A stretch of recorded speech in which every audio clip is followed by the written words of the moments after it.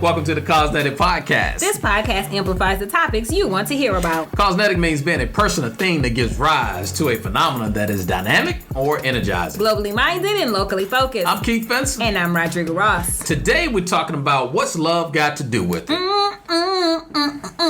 Because Tina said it's a secondhand emotion. Tina said it, and if Tina said it, it must be true. It must be true. It must be true. And so this concept that we're going to talk about today is how does love possibly create a cure for injustice? I like it. This is deep. So, when you talk about love, right, so many people have so many varying definitions of love based on, what relationships or what experiences that they're talking about. So in Greek, there are 7 words for love. You want to know what those words are? Please tell me. So you have eros, which is romantic love. Philia, which is intimacy or authentic friendship. You have ludus, which is playful kind of love. You have storge, which is unconditional love, like family love, right? It's storge, actually. I just learned that because my pastor spoke on that last week. Storge? Yes. Like perfume? Continue. Please. Okay. Well, so what's the other kind since you're the linguistics expert? Philastia, which is self-love. Let's just say that's one of the kind of loves. Uh-huh. Self-loves. Pragma, which is a committed, compassionate love. And then, of course, agape, which I think is probably the most relevant for this conversation. And that's just an empathetic, universal kind of love. Agape love. And it's agape love. It's not weak or it's not passive. It is love, really love in action. Right. And it's like agape is love seeking to preserve and create this community. And I think people mistake that. They just mistake, because I don't go out and I don't willfully try to hurt another human being, right? Or I don't hit people or I'm not violent, then I have agape love. But that's not really it. Like, it's a verb. You got to do something. Yeah, and you got to, agape is this willingness to also to sacrifice. And so when you, and this is deep. So when we think about injustice and everything that's going on, what typically happens is that you probably has some level of hate or bitterness that may come up. But man, if we were to insert love into that, right, that looks totally different. Right. This willingness to kind of be sacrificial and think of how others are experiencing things, as well as thinking about how you're experiencing. I think that's probably where the disconnect is. Like, some people just think, well, it's about me. I want to be comfortable. I want to be this. I want to be that. But they don't really take into consideration all of the things that you want. Is it at the expense of someone else? So Eldridge Cleaver said, the price of hating other human beings is loving one's selfless. I don't know. Less. Are you gonna do you? I don't know. You're looking a little nervous today. Y'all can't see him, but he's looking a little nervous. Like, love myself less. And when you think about that, and you are maybe not liking somebody, well, that's that sacrificial love. This sounds like a very personal story. And when you say not liking somebody, did you look directly at me? No. I'm talking about when we take a snapshot of what's going on today. Okay.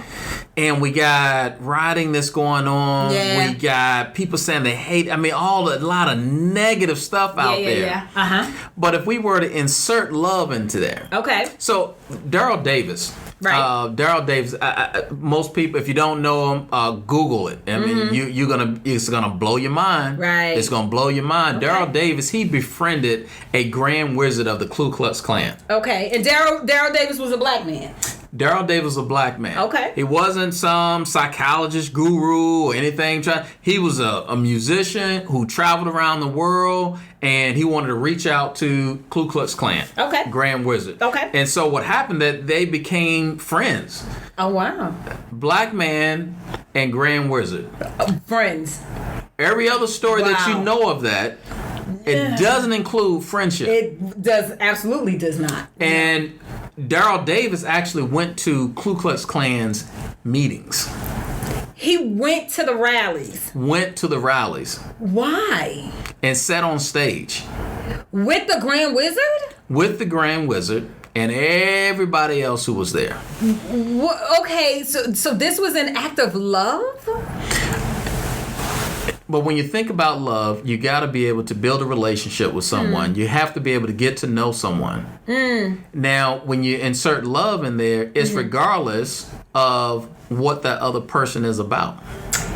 So that's that agape in its truest sense of the word. That's the verb. That's the action, right? Like, I don't know. I think I'm going to give Daryl lots and lots of credit because I don't know if I could do that. I don't know if I could do that. I mean, true love points you in this particular direction, then that you're going to care, you're going to have compassion for people, for where they are truly are. Right. So, and more than just the rhetoric, like you have to treat everyone as you want to be treated, love your neighbors. All of it is biblical, right? But it's a little obscure because sometimes I don't know if people make the connection between those words and how that really shows up every day. So when I think about sacrificial love, I think about if someone were to jump my family and pull a weapon on, like, I'm gonna jump in front of my family, right? And they're gonna have to take me out first. They have to. Yeah.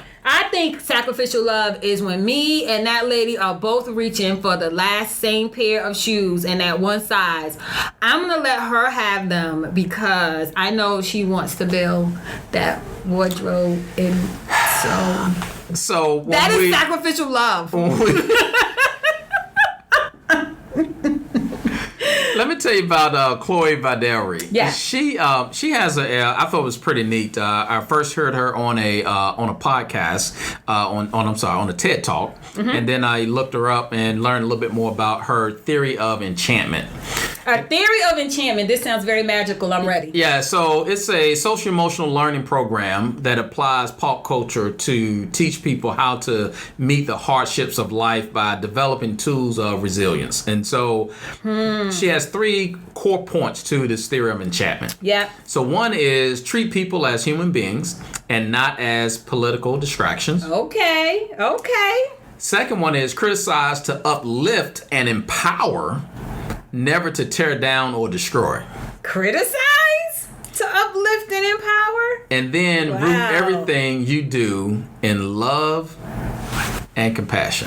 That's pretty profound. That's provocative, right? Like, okay, Chloe. Like if you take those 3 things there and you implement those into everything that's going on in this world. Yeah. I mean, we pause for a moment when we look at other people who we may not like for some certain reason, and we're looking out of a different lens, and it calls us to move with our heart, right, and not just with our thoughts, because our thoughts carry all the history that goes along, all the baggage that comes along with that. Yeah. But yet, man, if we can move with this pure of heart kind of perspective. So I don't know, like, as a society, why can't we get there? Because this whole idea of love and social justice is not new, right? So if you Googled love and social justice, you would get 606,000 hits, right?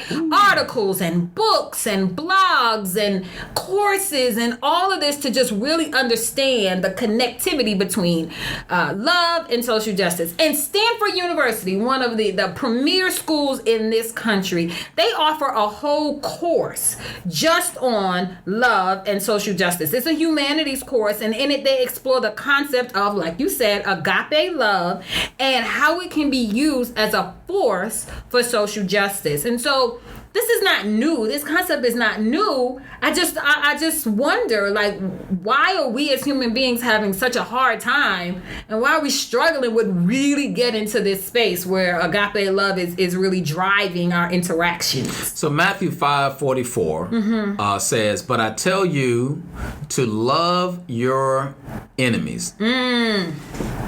And pray for anyone who mistreats you. Right. And so when I think about Daryl and befriending the Grand Wizard, okay, like, yeah, That's putting it into praxis. That's tough. Yeah. I mean, that's an evolution and a maturity. You know, you can try to love your enemies, but pray for someone that mistreats you. It takes a level of discipline. Right. Yeah. And it's like, how do we get to that space right there? If we could truly get to that space, have that real purity of heart to be able to really love our enemies. So those people who talk against us, those people who do wrong by us, how do we truly love those individuals? That empathetic, universal love, agape love. I would love to hear from some of our listeners some examples that they've come across, what they would consider was an act of agape love, right? And, you know, we have this day of act of kindness. I think the day is in February, if I'm not mistaken. It's like, how do you Are you going to give me something on that day? Yes. Thank you. Awkward pause. But we got to be able to show this kind of love, and so this act of kindness. Now, what if you gave yourself permission to just be outrageously kind? I am that every day. Well, like, it's not a problem for you and I to maybe do that, regardless how much we're against each other. Right. But it's not to the point where it is hate. Right. At least I thought maybe we're gonna have to put this podcast into practice somehow. No, right, absolutely. But what if we towards our enemy? What if we did just show this outrageous kindness to those who are against the things that we are against? I would suspect that some people would probably be like unnerved by that, like. In today's society, they'd be like, what's your angle? Like, why are you just being, I don't trust it. Like, because who does that, right? Like, can you really lean on, and I'm trying to think of one, of someone who does that so regularly with no real motive behind it. Like, they're just doing it because it is, in fact, the way to get in that social justice. But what's disappointing is that people do think it's strange when you do something kind Absolutely. They look for, what's your angle? There's this level of mistrust that they're like, I'm waiting for the other shoe to fall. Like, this can't be it. Like, people just can't be nice for the sake of being nice. I mean, so I would say, listeners, why not try it? Okay, what does that look like? If you had the opportunity to just be outrageously kind, what would you do? I think that looks like someone who I may not agree with, that we're having this authentic conversation. For me to listen, not just put on a front, but internally, I am receiving everything that they're saying. I'm glad this is a recording. I'm going to need to reflect back on this very thing. Well, you and I can have a conversation. But I think that for a lot of people, though, is really going into some spaces that looks different from their normal spaces that they go into. Having some authentic conversations to a place that they can at least listen to each other. Uncomfortable conversations. Right. You got to be able to have that. Yeah. I'd be interested in just sitting in on the discourse. I don't even know if I want to participate in the conversation, but I do want to hear it. I would hope that based on what I think, I think I'm there to listen to folks. Okay. You know, now you pose a different opportunity than some others, though. I rest my case. I knew it. What's love got to do with it? What has love got to do with it? Please tell us what you think agape love means, how you think it could help move us along in this social justice space. We'd love to hear it. And thank you for listening to Cosmetic, where our conversations are globally minded and locally focused. Give us some feedback at ymcadallas.org/Cosmetic. And as always, stay dynamic, stay energized, stay Cosmetic.